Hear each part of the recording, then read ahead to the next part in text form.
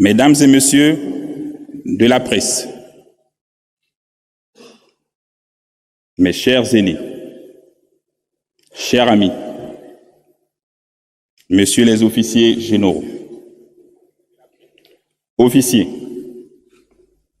sous-officiers, militaires du rang, mesdames et messieurs, vos rangs, grades et qualités respectés. Gabonais, Gabonaises, mes chers compatriotes, je voudrais commencer cette allocution en m'adressant d'un cœur reconnaissant une action de grâce au Dieu Tout-Puissant.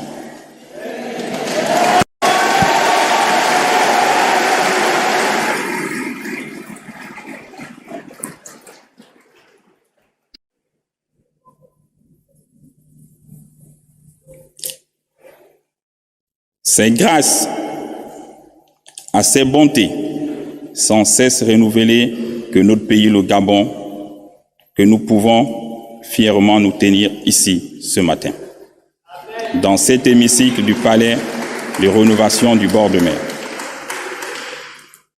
Ce même Dieu qui nous a parlé le matin du 31 août 2023 et qui continue de nous parler est celui qui a conduit nos pas jusqu'ici.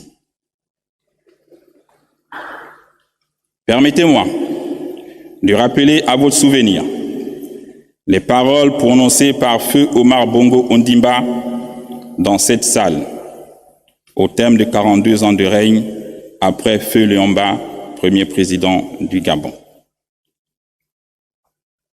Il disait « Dieu ne nous a pas donné le droit de faire du Gabon ce que nous sommes en train de faire. Il nous observe. Il dit, amusez-vous. Le jour où il viendra aussi vous sanctionner, il le fera.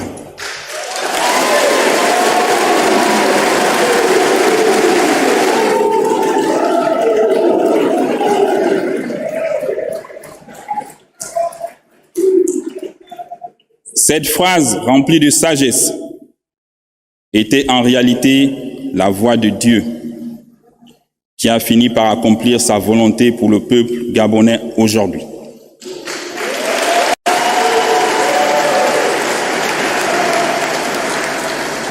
Gabonaises, Gabonais, mes chers compatriotes, permettez-moi d'exprimer mes sincères remerciements à tous ceux qui, nombreux, très nombreux, ont effectué le déplacement pour prendre part à cette cérémonie d'investiture. J'ai une pensée particulière pour tous les Gabonais de la diaspora qui suivent cette cérémonie de là où ils sont. Mais j'ai surtout une pensée spéciale pour tous nos compatriotes qui auraient rêvé vivre ce jour, mais nous ont précédés dans l'au-delà. Je pense à tous les partisans du changement et de l'alternance. Simon Oyonaba,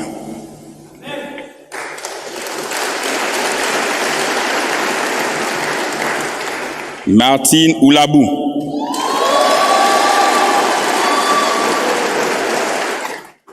Pierre-Louis Agonjo Okawe,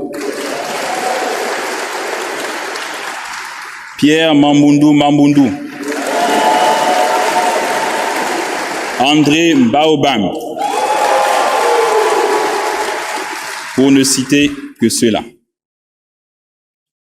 Comme disait l'ancien président ghanéen, Jerry John Rawlings, quand le peuple est écrasé par ses dirigeants, avec la complicité des juges, c'est l'armée qui lui rend sa liberté et sa dignité.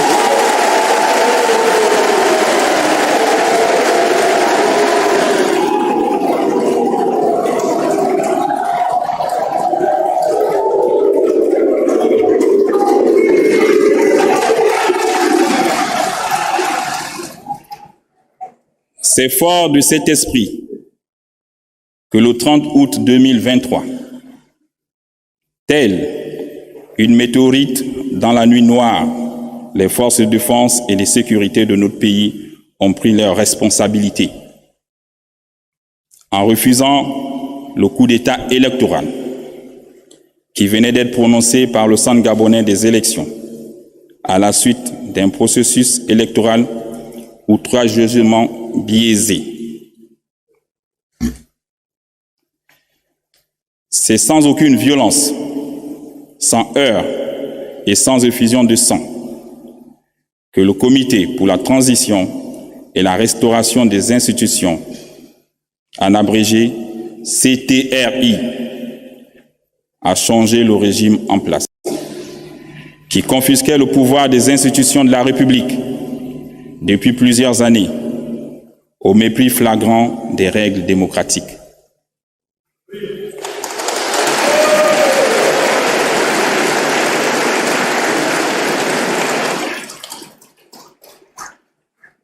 Cette action patriotique inédite restera sans doute un cas école dans les annales de notre histoire. L'armée républicaine s'est inscrite dans le refus de cautionner la forfaiture qui aurait, une fois de trop, coûté la vie à de nombreux citoyens. Le peuple gabonais demande tout simplement ses droits, que ces droits soient garantis à travers des institutions fonctionnelles. Les forces de défense et de sécurité avaient un double choix, soit tuer des Gabonais qui auraient légitimement manifesté, soit mettre fin à un processus électoral pipé, dont les conditions du déroulement ne permettaient d'ailleurs pas l'expression d'une démocratie. C'est en toute liberté et responsabilité que nous avons dit non. Plus jamais ça dans notre beau pays, le Gabon.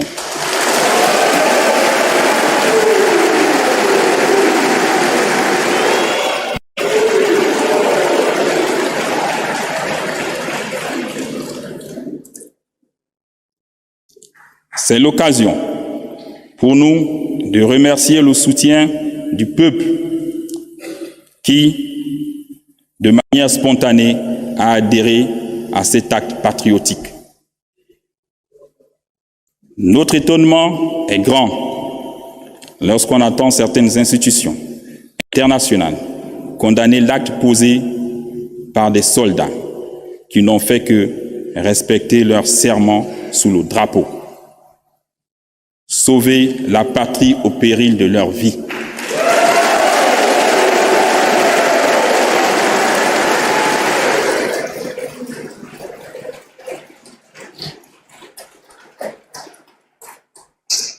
Desmond Tutu disait, je cite, « Si vous êtes neutre devant une situation d'injustice, c'est que vous avez choisi d'être du côté de l'oppresseur. »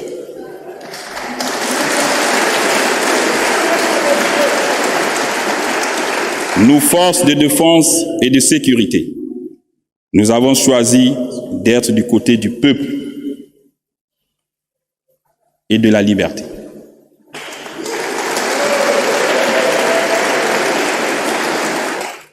Comme le général de Gaulle jadis pour la France. Chers compatriotes, la Constitution est le texte fondateur d'un État. Elle consacre ses institutions, ses procédures particulières. Or, ces mécanismes de représentation n'arrivaient plus à mettre notre sécurité en situation de suivre. Il est donc important que les Gabonais de toutes les couches s'accordent pour adopter une nouvelle constitution par référendum.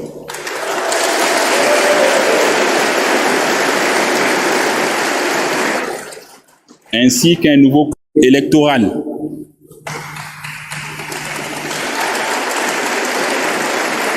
et un code pénal fiable.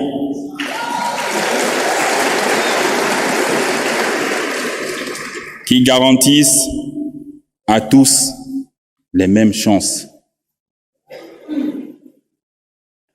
Notre pays, le Gabon, mérite des institutions fortes, crédibles, une gouvernance assainie, plus en phase avec les normes internationales en matière de respect des droits humains, des libertés fondamentales, de la démocratie, de l'état de droit.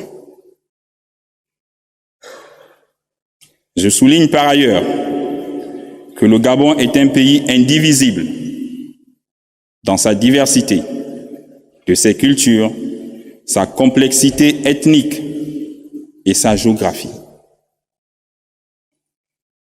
L'unité de notre peuple doit toujours être la condition essentielle pour l'exercice de nos libertés fondamentales.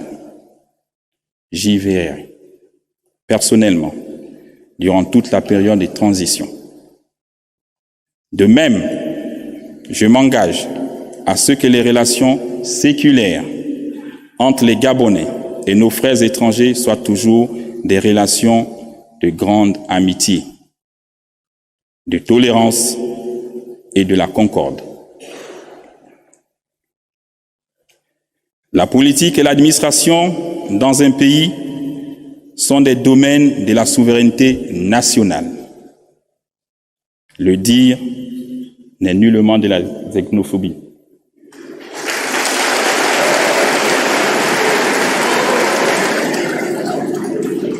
Mes chers compatriotes, depuis quelques jours, le Comité pour la transition et la restauration des institutions a entrepris des consultations avec toutes les forces vives de la nation. Les préoccupations soulevées sont légitimes et limpides. Aussi, avec le gouvernement qui va être mis en place dans quelques jours, composé de gens expérimentés et de personnes à la compétence avérée, nous allons nous altérer à donner à tous des raisons d'espérer à une vie meilleure.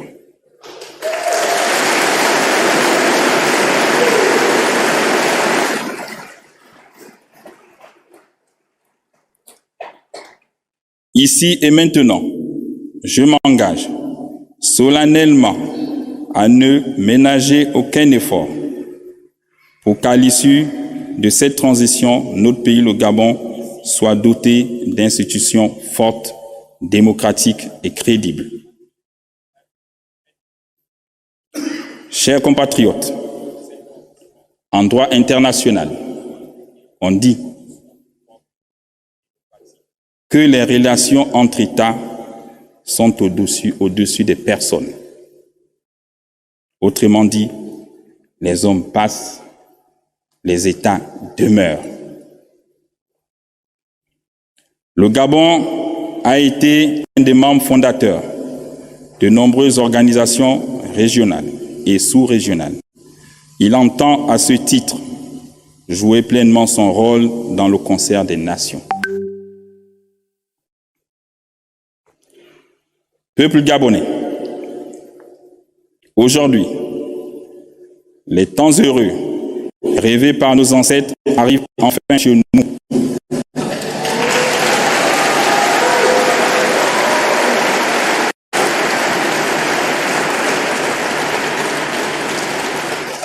Et il faut donc un changement profond issu de notre réflexion commune.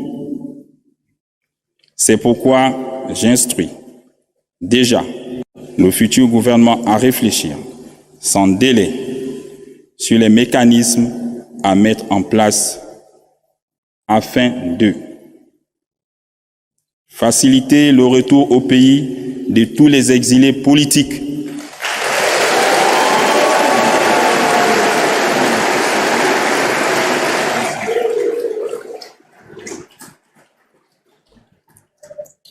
rétablir la bourse pour les élèves du secondaire,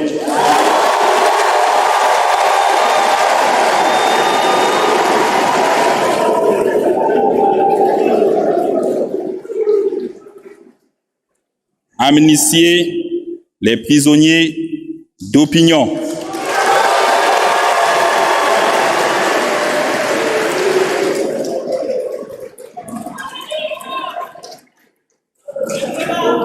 financer l'économie nationale avec les partenaires locaux et les institutions financières locales, créer une synergie avec l'accompagnement des banques locales pour le paiement des pensions des retraités,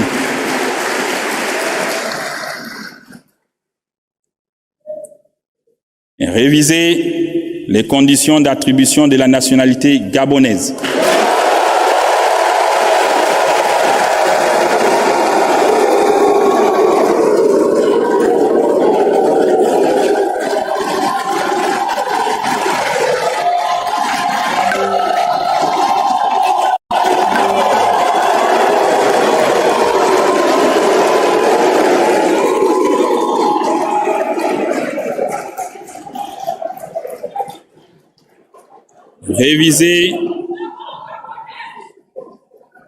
Réviser les lois du foncier en République gabonaise.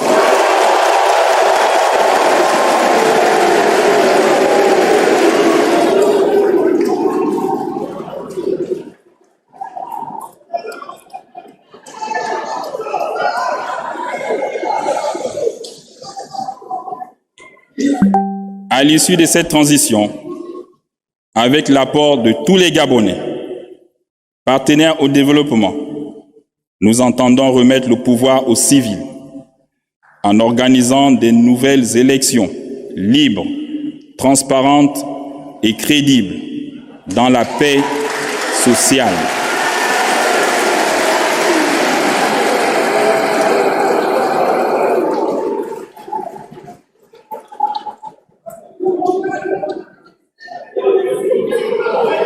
Hommage au père fondateur de notre belle nation, peuple gabonais, c'est enfin notre essor vers la félicité.